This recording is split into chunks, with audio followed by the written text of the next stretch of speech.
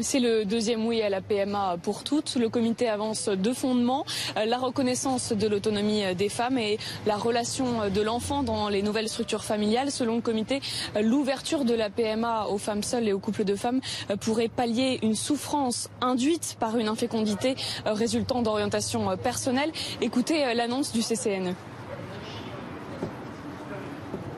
Le CCNE demeure, comme dans l'avis 126, favorable à l'ouverture de l'assistance médicale à la procréation, AMP, pour les couples de femmes et les femmes seules.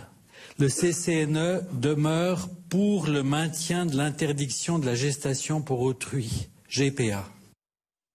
Pour autant, cet avis sur l'extension de la PMA n'a pas été pris à l'unanimité. Certains membres étaient réservés notamment pour les conséquences sur l'enfant ou pour la rareté actuelle des dons de sperme ou d'ovocytes qui risquerait d'allonger les délais d'attente. Et puis, c'est l'une des grandes nouveautés. Le comité évolue sur la possibilité des femmes de congeler leurs ovocytes en vue d'une grossesse potentielle future. Actuellement, cette démarche n'est autorisée que dans des cas rares, par exemple pour des cancers qui altèrent la fertilité. Eh bien, le comité recommande son ouverture en tant que mesure de précaution pour répondre au décalage de la première grossesse qui affronte le déclin de la fertilité. Plusieurs centaines de Françaises vont en effet chaque année à l'étranger pour congeler leurs ovocytes.